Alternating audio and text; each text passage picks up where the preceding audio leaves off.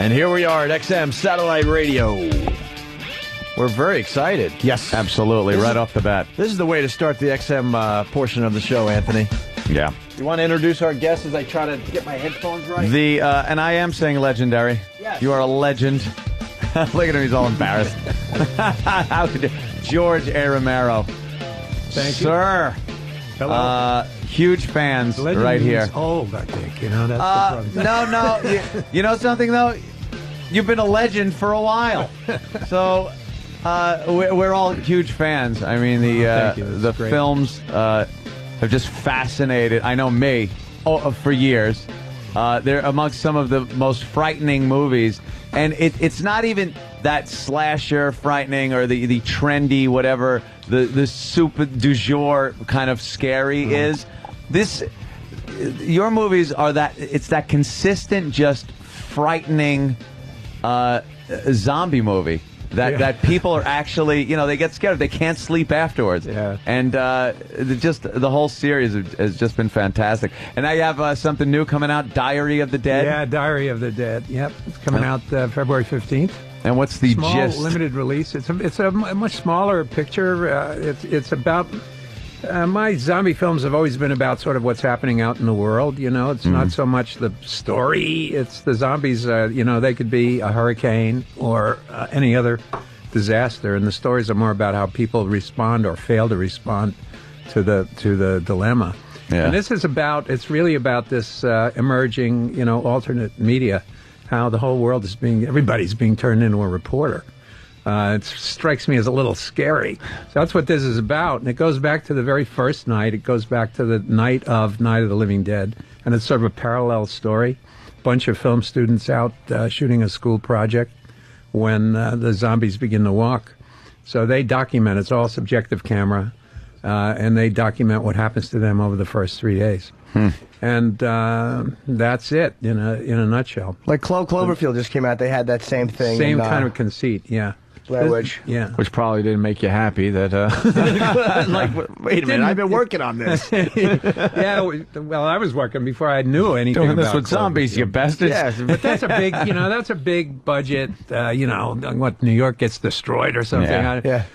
This is very different. It's a very personal film. It was really, for me, going back to the roots. And, we shot on a very low budget. And I had, for the first time since Night of the Living Dead, had complete control of it. So I'm the guy to blame. And, it's really sort of one from the heart. What's your favorite work that you've done? I mean, you obviously have a very complete body of work. What's your favorite thing that you shot? Is it Night of the Living Dead? Is it Dawn of the Dead? Or? No, it's not. It's neither. My favorite two films are a film I made called Martin and a film I made called Night Riders. I think 9 people saw them in the aggregate.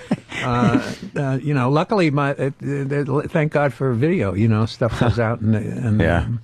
So I have 65-year-old fans and 16-year-old fans thanks to video. So Yeah, absolutely.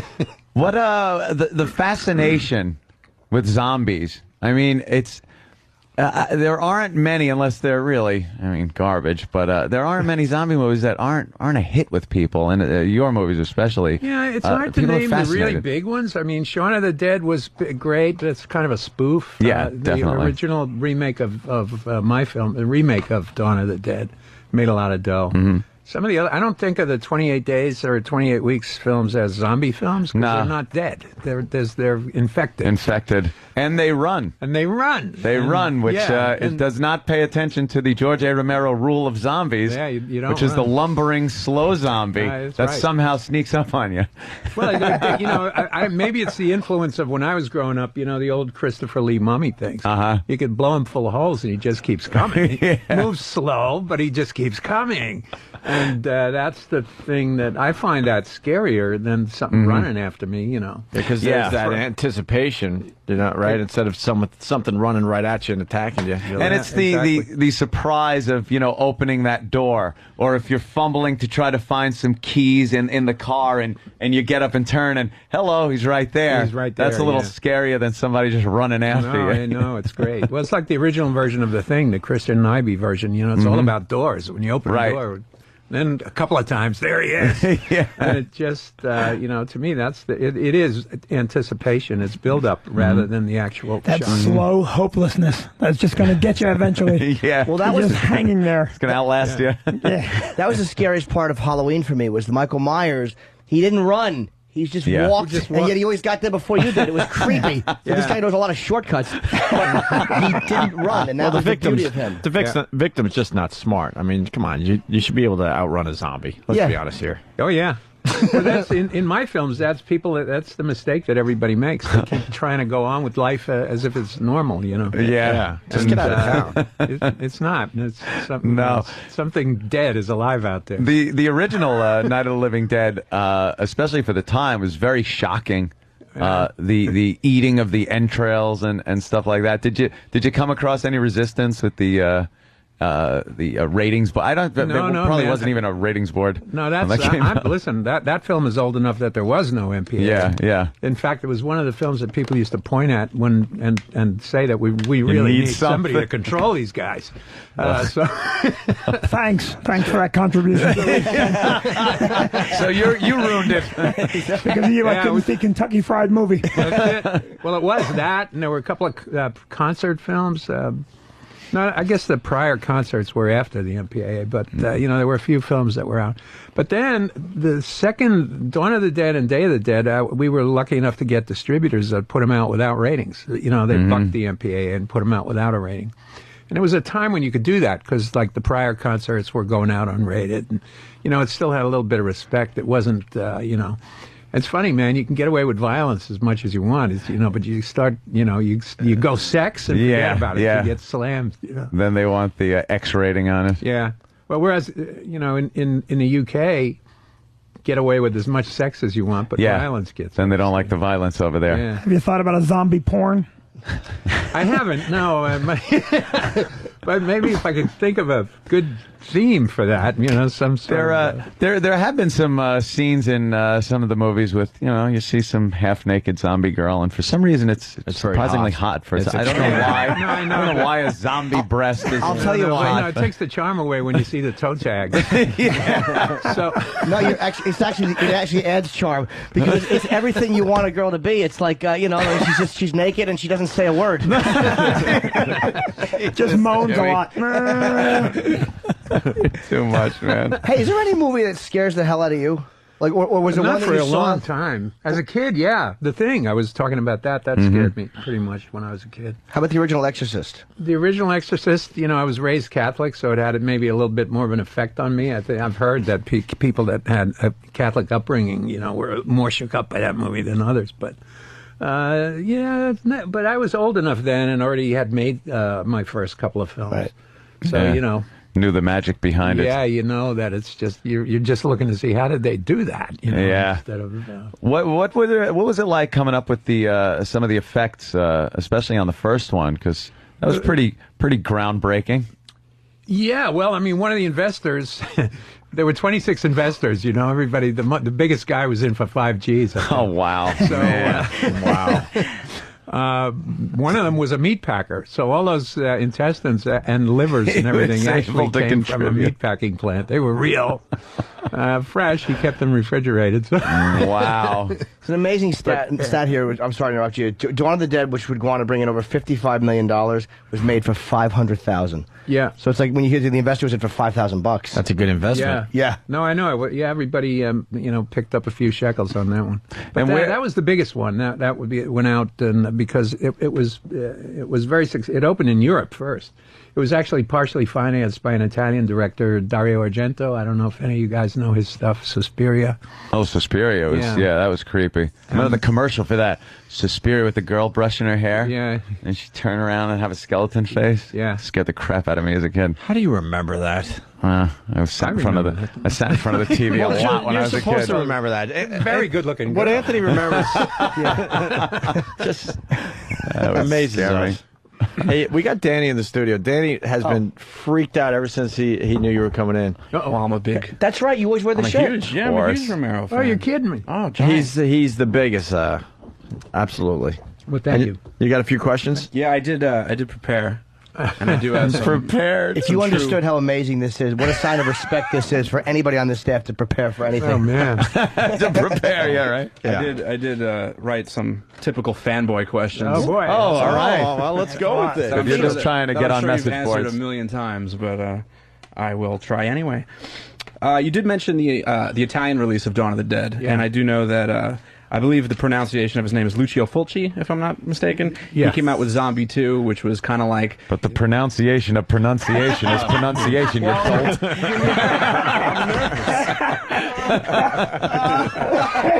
That's the Italian pronunciation of pronunciation. Pronunciation. Now rephrase that and ask Mr. Romero. Oh, Danny wanted to sound smart there. No, come on. If you just I knew understood this was the coming. beauty of that. All right. But So, I was curious if you really felt that Zombie 2 was a ripoff of your work. Well, I think it was not only, well, let's say inspired by it, but they ripped off the title because Dawn of the Dead, the title in Italy was Zombie. Was Zombie, right? So this guy comes out and says, "I'm going to make Zombie 2 with nobody's permission, or anything else." And I like some of Fulci's films. I mean, he probably has made more of the sort of zombie knockoffs than anybody else in the world, and some of them were really pretty funny and okay. I mean, old and they wouldn't stand up today, I don't think. But they're not political at all. They're just No, they were just kind of good, creepy movies. Yeah. Speaking of messages in your films, I know a lot of people say that Dawn of the Dead dealt with consumerism and Night of the Living Dead dealt a lot with the racial tension at the time. But Day of the Dead, the third installment, a lot of people say that focused really around the AIDS virus and the fear of AIDS at the time. And now I don't know if that's true. No, it's not. Wasn't in what was in my mind. To me, it was all about mistrust. I mean, it seems like that was right around the time when we were starting to lose faith in everything. The military, the government, institutions, church, and individuals. I mean, losing faith in each other. So to me, that's what I was working with that film. It's just this breakdown of society because nobody trusts anybody. Even in that little community, living in a cave. That's what's so sorry, Danny. That's what's so intriguing about the movies too, is that slow kind of breakdown of society, and I don't know why that's so fascinating to people, but it really is in movies when there's this just complete breakdown of society, and only a few actually can make it through that. Yeah. I don't know. Well, there used to be a genre, before I started, like The World, the Flesh, and the Devil. There's nobody left in New York except Harry Belafonte. And I guess I haven't seen the Will Smith thing, but maybe it's a little bit I Am like Legend. that. Yeah. Yeah. It's interesting because I basically ripped off the idea for Night of the Living Dead from the book I Am Legend. Really? Yeah, before the other versions of that film were made. Yeah, that was kind of an he Omega starts- Man remake. Matheson in the book and I guess in this film starts with only one guy left in the world, and everyone has become a vampire. And so I felt, well, it's the '60s, and I said, well, this is like about revolution, but start the story at the beginning rather than when there's only one guy left. Right. And so that's what I wanted to do. So I knocked off the idea. I told Richard. He said, all right, if you make a lot of money, send me a check. But, but that was a genre. That was a specific genre. And then I think maybe what we started in the 60s and 70s, those of us that were working then, there's a documentary called American Nightmare about me, Wes Craven, Landis, some of the guys that were making like really hard-ass horror right around that time.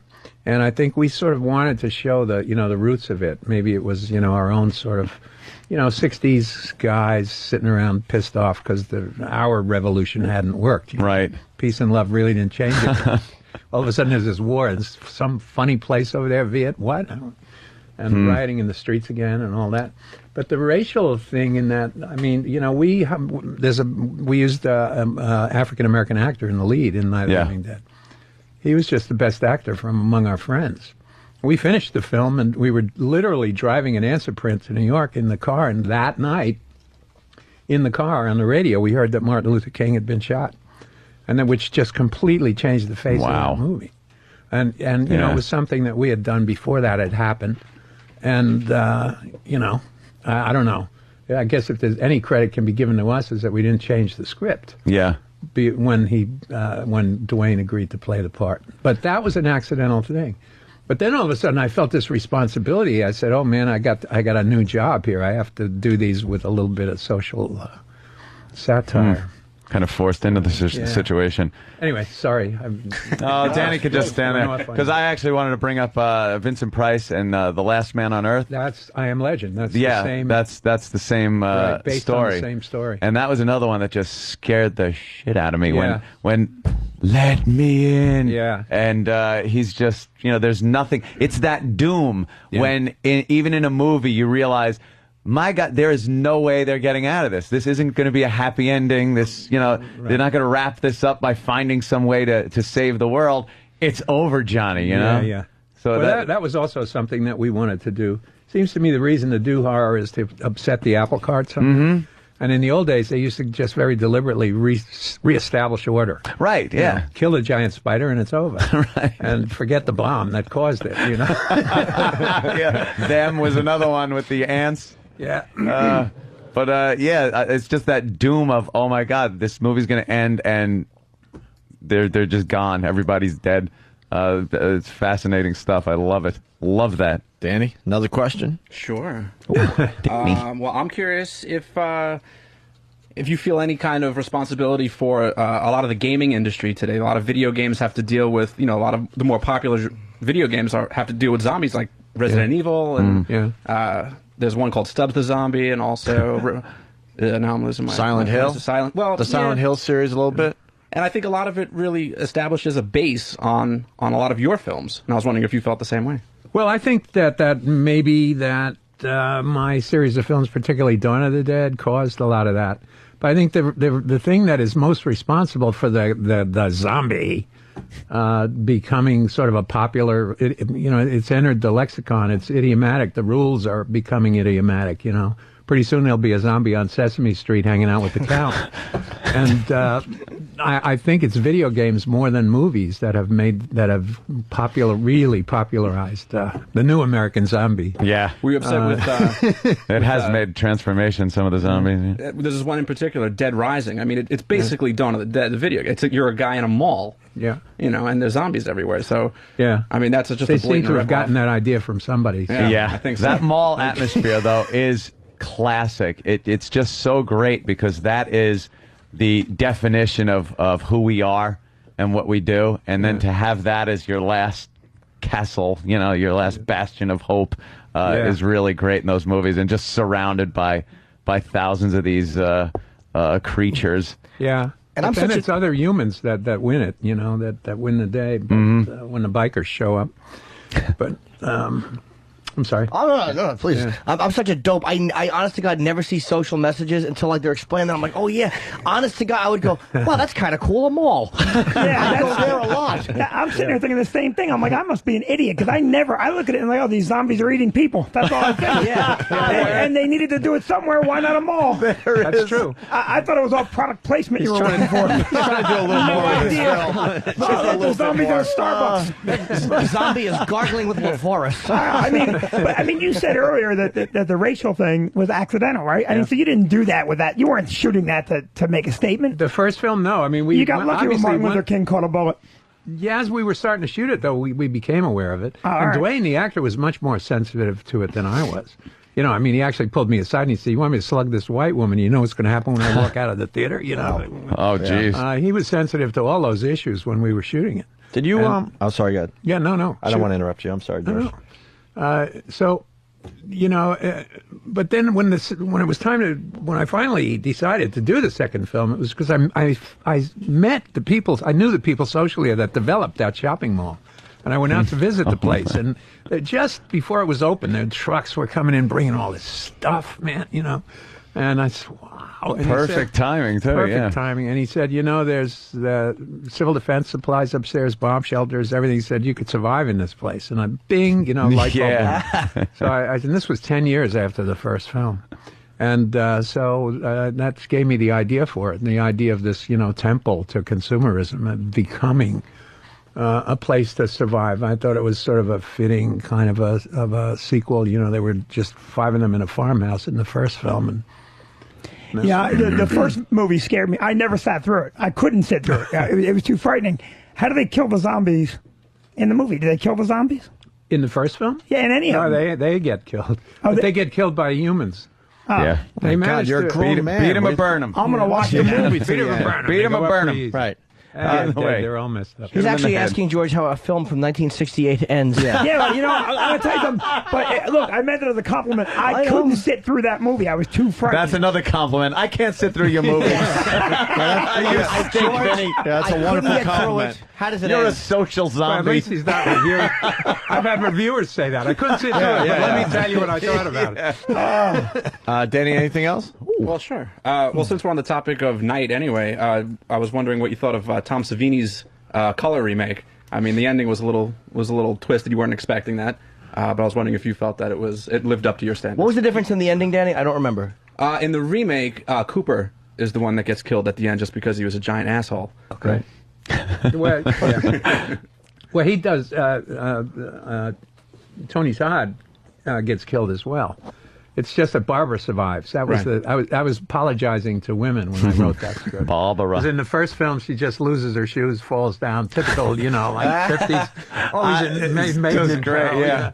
I figured, They're coming for you, Barbara. So that was really it was an apology to women, but I liked it. I thought Tom did a great job with it. We were basically trying to reestablish a copyright. We lost the copyright on the first film. Tom's Stupidly. pretty at the forefront of special effects and that type of makeup. Yeah, he was really the go-to guy for a long time. Yeah, But absolutely. he now is more interested in acting. Yeah, well, that's what I wanted to ask you too, because he was in a movie that I think is great, and obviously your opinion matters in certain movies. Dusk Till Dawn. Yeah, Dusk Till Dawn. That one, he was in that, and Sex Machine. Yeah, Sex Machine. I thought that was a pretty cool movie. Yeah, Pretty I liked unique. it a lot. He's in Grindhouse too. Yeah, Grindhouse. Did you like Yeah. Grindhouse? I like Grindhouse. Yeah, Planetary? Huh? Not Planetary. You enjoyed what they did with the. I did. I like the other one better. Mm-hmm. I mean, I know those guys, and I just had a good time watching it. Right. I don't know that audiences today get that. Mm-hmm. That there could be a reel missing and it's all scratched up and burns on it. I mean, that doesn't happen anymore, right? Better not, yeah. The whole thing fell flat, but I really enjoyed it. I would say that now that we're not promoting the film anymore, I enjoyed the experience of Grindhouse. Yeah, me too, all the way. Do you, as a director and as an artist, do you like, because this one film is basically, or a couple of films is like people associate with that? Like, does it bother you that other stuff you did isn't as well associated, or are you happy just to have something that massive that you're kind of pegged with it?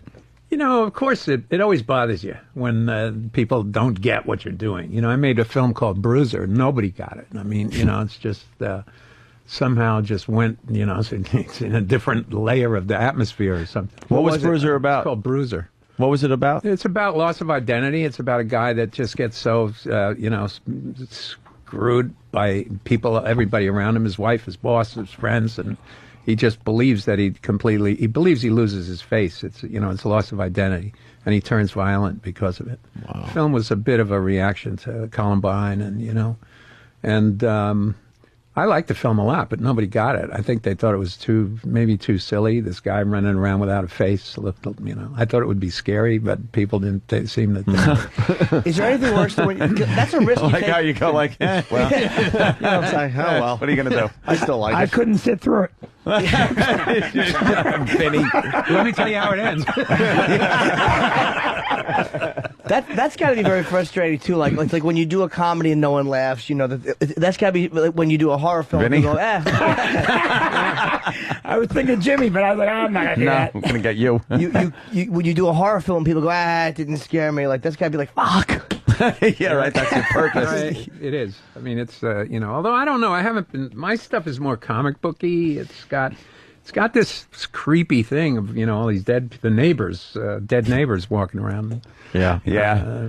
And neighbors are scary enough, and when they're dead, it's a little. That was the whole gist of the one with Ving Rhames, and the beginning of that one where it's just the neighbors and that's the best part of the that girl. film. Yeah, I love that part where she wakes up. You know, her boyfriend or husband just gets killed by that kid next door, and she walks out not knowing what's going on, and it's already. You know, she's been sleeping. That's what got me is she was sleeping at some point when utter pandemonium is going on right outside her door. Yeah. And she opens her door to this, and again, it's just over. There's nothing she could do about it but try to run. But that's a great part of that movie. I thought that was the best part of the film. The overhead great shots idea. of the car and the carnage going on around it was fantastic. And of course, Creepshow.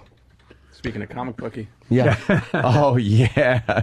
But that was the most fun to shoot. The tagline was the most fun you'll ever have being scared, but it was the most fun to shoot. I watch that still every few months just to get a great laugh. I mean, some of the scenes in that are hysterical. One of my favorite is Ted Danson buried up to his neck in the sand with the crab. Yeah. And Leslie Nielsen just goes, "Found a friend, Harry." As a matter of factly. Great. So many funny scenes in that. "Where's my cake, Bedelia, you bitch?" Boy, I can't believe you know all these lines. Oh, I've watched it so many times. Bugs, Mr. Pratt? Oh, yeah. Bugs got your tongue. I mean, just funny lines that you just keep laughing. It doesn't matter. I've seen it 1,000 times, and I'll still laugh. Yeah. And of course, probably the top one out of that is the one with Adrienne Barbeau. Right. And I'm sorry. Tell it to call you Billy. Yeah. Just tell it to call you Billy. And that surprise shot where she's bitching at him. He pulls a huge gun out and just shoots her in the head, and everyone goes, "Great shot!" And you're looking like, "What the hell just happened?" And realize he's just fantasizing about the whole thing. Fantastic, man. I love that movie. That was really fun to do. It was great fun to do. Hey, let's go to the phones. A lot of people want to get in on the interview with George Romero. It's Kent, the movie guy. Kent? Hey, Kent. Hold on, Mr. Romero. Oh, I'm sorry. Hold on. We got to get some headphones on. Okay, I got it. Sorry about that. I should have warned you. You're on the air. Kent, go ahead. Nope, not hearing it. Sorry. I went and saw I got it. Land of the Dead in Japan with my dad, totally coincidentally, and my dad's never seen a horror movie in his entire life. And he got so scared, he didn't know how to deal with it at the end, so he just slugged me. We're walking out of this movie theater, and the biggest compliment you can get in Japan, I hear, is just complete silence. Like, that's how they respect the movie over there. Oh, wow. And they were all walking out, they're all talking about it and everything. Oh, so they weren't being all silent. All the girls are scared, and then all of a sudden my dad, this 6'4" white guy, slugs me, and we're just getting stared at by maybe 50 to 70 Japanese people. Wow. Can I tell you what a great point George just made? The guy goes, the biggest compliment you can give a movie is to not talk about it. And then he goes, and somebody in Japan is walking and chit-chatting about it. It's like, gee, thanks. I mean, like here, if a movie's really good, they'll give applause at the end of the movie. There, it's just like everyone gets up. And, Oh, I see. Right. Yeah. Hey, George, are you... So how bad was it? Well, how bad did he hit? How tough was it, man? I didn't want to miss the moment. Are you casting for new zombies? Not right now. Oh, but, we got the perfect guy. He just walked in with our food. You got to meet. Club Soda Kenny could be the star of. He's got no personality. He's got hair like a zombie. It's all dry. Here, Wait, he grab just Vinny's smiled. mic. He just smiled. That doesn't. No, that but doesn't, this is our. No smiling. Watch this. I apologize, sir. I didn't mean to. And he's dumb as a zombie. Yes. That's correct.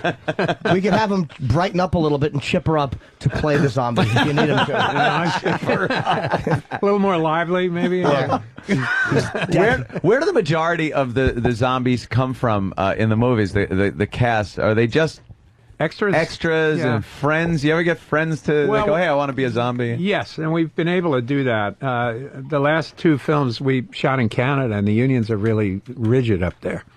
Zombie union? When I was, zombie union. The dead have rights.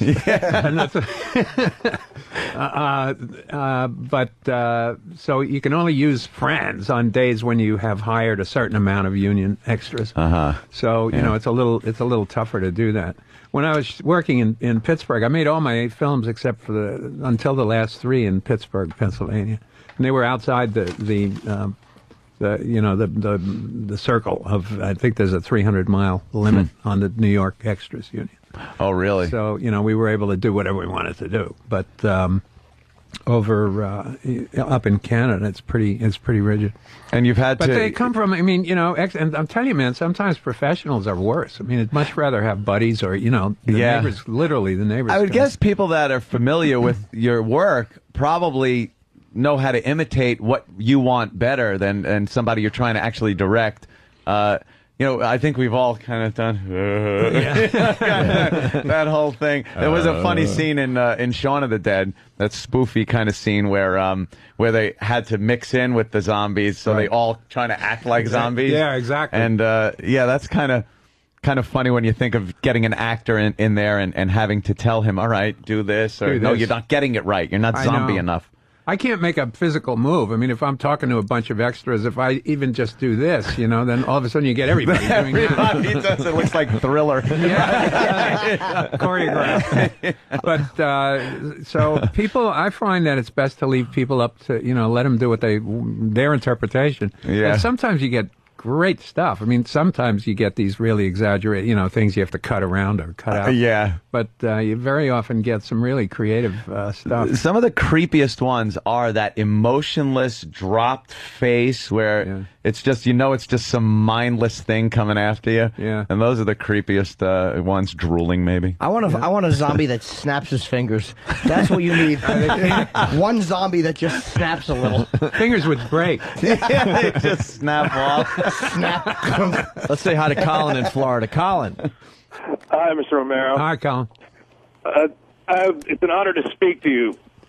Thank you. The staff already brought up the Resident Evil movie. Yeah. And you actually wrote a script for it. Yeah. Could you talk about that? Mm-hmm. Well, I got fired. It's the first time I ever got fired. It was we were working with it was a German company. We were working with the executives in L.A. and with Capcom, with the game company, and we thought we had really written a pretty good script. But the management of the production company just didn't want to go that way. So I didn't really get fired. I got paid for the work and everything, but they decided that they wanted to just go a different direction, which had nothing to do with the game.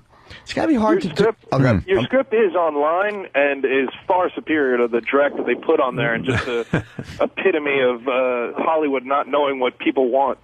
Yeah, well, in this case, it wasn't Hollywood. The Hollywood office of Constantine really liked it. It was the German headquarters that didn't like it. So, thank you, sir. That's amazing. Thank you. It's weird. It's got to be hard writing a script like that too, because so much of the horror or the vibe of it is in the way it's shot and is in like you said, the face, the drop jaw, these different things. It's kind of hard to put in a script, so people will just look at the script and go, "Well, what is this going to do?" Yeah, it doesn't scare me. Right. Yeah. There's no music. I gotta send some musicians over with the script. Read this one. Man opens the door, lady standing there. Fix this. It's not scary. Yeah. And then when you look at it, of course, frightening. All right, let's go to Jody in New York. Jody. Hi. Hi. I was wondering why zombies can't walk upstairs. They can. Sure, they I can. don't think they walk upstairs. Well, they have in my films. Yeah. The end They of have? Dawn, they climb a ladder. I mean, they get up to the roof, actually, in Dawn. Thank God So you my God. called. Yeah. Because she would have run upstairs if there were zombies, and they'd have gotten her. Yeah. She'd have been surprised. A better question is, why don't they take elevators? They have a hard time with escalators. They also do take an elevator in Dawn of the Dead. They take elevators, and they also just miss getting into elevators, which is very good. One zombie pushes the button, and the other zombie's like, "I already pushed that. Why did you have to re-push it?" Even as zombies, they're annoyed. Let's say hi when to Sean people do that in Georgia. Sean. Hey, Mr. Romero. Hi. Have you read any of the zombie literature, like World War Z and anything like that? And what do you think about those?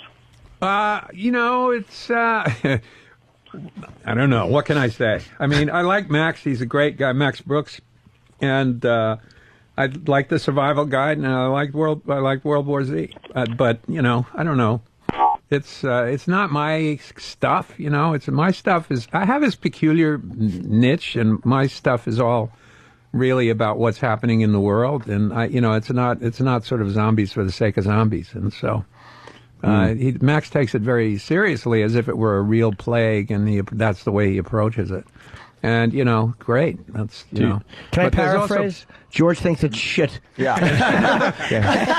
He's just being a little too nice He's for a the nice show. guy. No, I didn't. Thinks it's crap all. George, do you watch the newer horror films, and what do you think of them? Like Hostel or Saw? Or I've seen enough of them to sort of stay away from the sequels. But it's just not, again, man, your it's thing? not my thing. I'm a much more of a traditionalist. I mean, I'm much more of I'd rather do Creepshow. I'd rather do something a little more operatic or gothic. And, it's just what it's all about what you grew up on. You know? Did that guy really have roaches on his face? Yeah. Yeah, he did. We had to, I mean, the only way to get him to stay there, they had to give him CO2 or something, to slow him down, because otherwise they would dump out a big Rubbermaid trash can full of roaches on that set, and within 20 seconds you couldn't see one. I mean, wow, they just disappear. But take the phone apart, and there's this phone-shaped thing, which is like all roach. And it was dreadful. It's the worst time that me and my crew ever had on a set. It was just hideous because they were everywhere. They'd get in your briefcase. They'd get you were pulling them out with your script. That's awful. And it was dreadful. Where'd they get them from? They had to go to Trinidad. Chinese restaurant. Trinidad. Left an egg roll on the table at the stretch factory. Vinny gets that it. was unnecessary. why did you go to Trinidad for cockroaches? If you buy cockroaches from a lab, we needed 500,000 roaches, so they charge 50 cents a piece. That's really into the budget. Yeah, cheaper to send guys to Trinidad, and they literally brought back barrels of these things, and they had their own trailer. It had to be climatized. It was So wait, they would just ship a barrel of live roaches. Yeah. What do they put food-wise in there for them? How do they eat? I don't know that. I don't know. These guys, they piece were of cheese. Anything. You throw anything. Eat anything. I have to shit. Well, there's the barrel. They eat each other. I don't know. I don't know what they did that way. I don't know. There's a Creepshow entry on the IMDb listed for release this year. Now, I mean, I was wondering if that was is that a remake or a sequel? Yeah. And do you have anything to do with that at all? No, it's a remake, and I had nothing to do with it. Neither did Steve. Oh, Stephen King. Stephen King. Do you have any plans with Stephen King for any upcoming? We're always talking about a project. I mean, we've been on again, off again on several things. Tom Gordon, Buick 8, and somehow the stuff just never, either never happens. It's pretty hard to figure why. But no, we're not working on anything right now. But Steve's, we're still in touch. Steve does a newscaster voice in my new film. Oh, really? Yeah, a bunch of guys came out to do that. Quentin Tarantino and Wes Craven. Oh yeah, anybody involved in horror Quentin's has got to be a huge idolize fan, him. I'm sure. Yeah. It was fun. It was fun and it was just great that they came out to do it. It was terrific. You know what else I like about your work is that putting humor in these horrible situations. There's a great gruesome scene where they're all on top of the mall shooting into the crowd, and they're holding up the names of celebrities that the zombies look like, which was just... I was in the movie theater with my girlfriend, and we were laughing hysterical, and no one else was laughing. Yeah. I was really laughing hard. Jay Leno was one of them. I guess Jay Leno. And you look, and it's a zombie that looks like Jay Leno, and the guy just blows his head off. And it's a gruesome scene, but hysterically funny. Yeah. And I've noticed that's been a trend in your work. Yeah, well, that was actually in Zach's film. That was in the remake. But I can't resist it. I mean, I had a pie fight in Dawn of the Dead, man. I just couldn't resist it. You're out. You find yourself out in the middle of nowhere shooting one of these things, and half of your friends have goop all over their face. Yeah, you gotta have some fun. You can't help but chuckle, and so. I can't resist jokes. There's a few of them in the new film too. There's one that I thought was just going to be way too slapstick, but I won't tell people what it is. But it's turned out to be one of the favorite scenes in it. So I guess there's room for humor. The movie comes out, by the way. It's called Diary of the Dead, and it's in theaters Friday, February 15th. Which is that this Friday? Or the next Friday after this Friday? A week from Friday. A week from Friday. A week from Friday it comes out. And I wanted to. You wanted to go to Just because you mentioned that, Jimmy, Brett from Long Island, he's actually seen Diary of the Dead at Tribeca. Don't give any of the movie away, Brett, but what do you have to say? I saw it 2 weeks ago, and it was one of the most refreshing pieces of work that George has done in a long time. Wow, man, thank you. Thanks. You really loved it, huh? Well, you know, it was great at being free to be able to do exactly what we wanted to do, and so I don't know, maybe that's why. It's just purely one from the heart. It's a lot of fun, and you know, it was a lot of fun for me to do, and it's very gratifying that people are digging it, because it's not a big movie in any way. It's very intimate. It's more like Night of the Living Dead that way. It's a small cast of characters in you know, limited situations. It's not Thunderdome, you know, like Land of the Dead was getting a little too Thunderdome for me, but this film seems to be working. So, what do you think of the CGI and stuff like that? Is that something, obviously, over the years, that computer animation, stuff like that in a film, is that really jumped into your movies, or are you still a little bit more traditional? I would prefer to be able to do everything mechanically and on the set. I'm a purist that way. I mean, I like the old King Kong, even though the thing looks like a but there are just some things you just can't do. You know, like we had to melt a guy's head down with acid, and then most actors don't let you do that. Although they should. We could get Rich Voss to do that. Yeah, exactly. He just drink the acid and be fine. All right. As long as I'm a star. But in this film, too, we had to work very, very quickly. I mean, we only had 20 days to shoot this film. Wow. So, and it's all subjective camera. And sometimes, you know, if you do it with a squib, you do a real explosive on the head. If you don't get the shot, the wall is stained. You got to repaint the wall, re-rig the squib, and it sucks off time. So it's much easier to have the actor point the gun, the zombie falls, and you paint in the gun flash and you paint in the blood. It's just being able to do that is just makes the production time, the on the set time, much more efficient. Less distracting, too, I think. When you're watching a movie and you're just believing it because it looks so real, there's no part of you that's suspending, like, you know, that I kind of see the way they did that. Yeah. You know, you want to just feel like you're watching it really happening. And I think it's less distracting when it works like that. Sure. Yeah. Well, I mean, these are all sort of simple effects. I mean, it's not like when you see a bunch of dinosaurs running around, you know that they weren't able to actually shoot that. So, you know, it tips it off that it's CG. And I have a young son, 17-year-old son, who, you know, went to see I, Robot, and he said, it's all computers. Yeah. So I think there is a bit of disappointment when that's all it is. It's just an exercise. Right. Let's take one more phone call. It's Ray in Cleveland. Ray. Hi, Mr. Romero. I'm a huge fan of yours. Thank you. I actually have watched every Dead movie you've made. I'm sorry about that. I'm also from Pittsburgh originally. Hey. All right. And I've been to Monroeville. I've seen the house. I've been to the cemetery. Oh, my I've done God. it all. Holy cow. In fact, all when I'm playing hockey for tournaments and stuff. So it's kind of cool. Wow. On that ice rink? On the ice rink in the mall? No, they actually removed that last time I heard. Yeah, they did, but I didn't know when you were there. No, I played in Bethel Park, all them places, but I've made the point to go to Monroeville every time. But you are my idol. And I love you for everything you've done to movies, especially horror films. You're amazing. Well, thank you very much. Any question? No, but I think I'm doing a couple of more of these shows later. Would you call up, please? I have one question, actually. Okay. You said, I saw a documentary where you said the movie score for the original Night of the Living Dead was won in the chess game? No, the mix, the audio mix. We had to pay for the movie score, but, you know, we paid for needle downs. In those days, they called them needle downs. And, but we won the mix, the audio mix in a chess game. One of my... Yeah, that's what I heard. Jesus, really? This is real guerrilla stuff. I guess. The guy that owned the lab set up, he was willing to play a chess game for the mix, and we won it.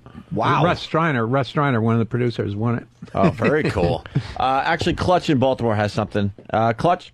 Hey, Mr. Romero. Hi. Great talking with you. Hey. I just wanted to let you know, when I saw that movie as a kid, I truly wanted to get lost in a mall while zombies attack because I wanted to play. I know. Great. Well, it was a fantasy for us being there. And in those days, man, nobody were. I mean, J.C. Penney said, "Sure, shoot," and they didn't make us cover. When they did the remake, you know, nowadays you could never get away with that. When they did the remake of Dawn, they had to use fictitious names on all the stores. And, really? Yeah. So I mean, I think we just sort of squeaked in under the wire before, you know, lawyers and insurance companies insisted that these places stop doing stuff like that. It's amazing, like a plane crash. Every plane crash is like Fred's Airline. It's never like Continental or Atlantic Star Airlines. It doesn't They don't exist. want, they don't want anything connected to them like that. Stupid lawyers. Zombies might come into JCPenney's. Yeah, I've seen that. I swear. Danny, one final question before we get George out of here. Oh, sure. He's a very busy man. Well, there's been a lot of remakes lately. The latest one in the horror genre, I think, has probably been Halloween, and it was all right. It did very well, but now there's plans to do a lot of other remakes, like Friday the 13th, Nightmare on Elm Street, Hellraiser, I think is slated for a remake. And do you think that there's really a need to remake these movies, or is it, on the other end of that, is it just reintroducing these films to a whole new generation of kids? Well, of course, that's the way that's the rationalization. That's how they justify doing it. But the kids have seen them; they're on video, and so I don't buy that argument. I think it's just the safety of a proven title, and Hollywood's going to go that way rather than take a chance. They read scripts; they don't know is this any good or not. Yeah, just knowing that they could spend a minimal amount of money and get a huge return on it justifies the cost. And it has the automatic recognition of title recognition. It really is amazing how the writing just sucks so badly in a lot of these. They just keep remaking. King Kong, I think I was happy they remade simply for graphics, and they could do so much more now. But movies like Nightmare on Elm Street, they don't need to remake that. It was horrifying the way it was. Absolutely. But it's just some dumb young shit, some 30-year-old who's in a position he doesn't belong in, who's not a good enough writer to come up with something creative, and he can't make the decision to go, all right, well, this is good, let's take a chance. Is just going to steal something, and I think you're very diplomatic in saying that. No. Especially the first three Elm Streets. The third one, I mean, those were really terrific, great ideas. They don't need to be remade. You can't. Nobody, and the chances of them improving or coming up with better ideas is pretty slim. Not Robert Englund, obviously. They use a different Freddy. Are I they? don't think it's been cast yet. I don't know. Okay. I also got to ask you one more thing about the end of the original Night of the Living Dead. Case of mistaken identity, or intentionally shooting him at the end. I mean. No, they weren't. You mean, just again, that's talked about as a racial issue. And when we wrote the script, in my mind, when I wrote that scene, the guy in my mind was a white guy. So it wasn't. People have talked about this. Well, they see a black guy and they shoot him. Yeah. That wasn't intended at all. They see a shadow in the window, they think it's a zombie, and they shoot him. So in my mind, it was always just mistaken identity. For a smart guy, he was pretty stupid, just kind of poking his head up like that. Yeah. Yeah. But he's not. He had a hard night. He makes a lot of mistakes. Yeah. He spends the whole movie arguing, "Don't go into the basement," and that's where he goes, and that's what saves him. Yeah, and then, true. So he makes a lot of mistakes. Well, we should let George. Yes, we have. We got a lot of interviews today, huh? The final plug is Diary of the Dead. It's in theaters Friday, a week from this Friday, February 15th, and it was written, directed, and co-produced by George Romero, which is nice that you had so much control over it. Oh, it was terrific, yeah. And we're so happy. I'm sorry, I didn't mean No. I was just going to say thank you, guys. It's really been fun. Oh, awesome. Nice way to believe start me, the it's day. just amazing to have you in here. When we heard you were coming in, we were all just giddy. Like a bunch of if I dumb could use the word kids. giddy. Yeah. Well, one who hasn't seen your film and can't sit through it, but the rest of us we're obviously very excited. We walked over here. He was already here, and then Jimmy sat down with him and immediately started bonding about Hollywood and stuff. Well, you know what it is? It's because when I was in Pittsburgh recently shooting the Kevin Smith film. Oh, yes, Jimmy, yes. We were in Monroeville, and they were saying this is where George shot so much of his stuff. And so I figured that, men of our similar ilk yes, of course. just talk about show business. I sound like Fredo when I talk about it. Gotta go learn casino business. And don't forget Vinnie Brandt, of course. Yeah, very quiet during he this would 'cause I didn't appear see at the the Stress Factory in front of what I believe must be a Japanese audience. Very good. The silence thing. Took a long second to get that. Go on. No, I mean it. Go. It's an old classic vaudeville joke. But you are a legend, and we were really psyched. And I forgot what a big fan you are, Danny. Any final words? I think we should let Danny, because Danny is the biggest fan. We should let you close out the interview with something, a statement maybe. You don't have to. Yeah, how about a statement? Something. Throw the paper away. Yeah. Speak from the heart. That's right. All right, I here's like your Dan. movies. That's it. I like your movies. All right, Dan. No I'm need George to get... Romero, and I approve of this. Great. Good. Wow, no need to get overly emotional. Thank you and so maudlin. much. Thank you, guys. Absolutely. Thank you. Pleasure meeting you. Great fun. Really, really fun. Take Thanks. a break so we can Thanks a take lot. pictures, for God's sake. Don't go yet. No, not going. I want to try the glasses on. The famous glasses myself.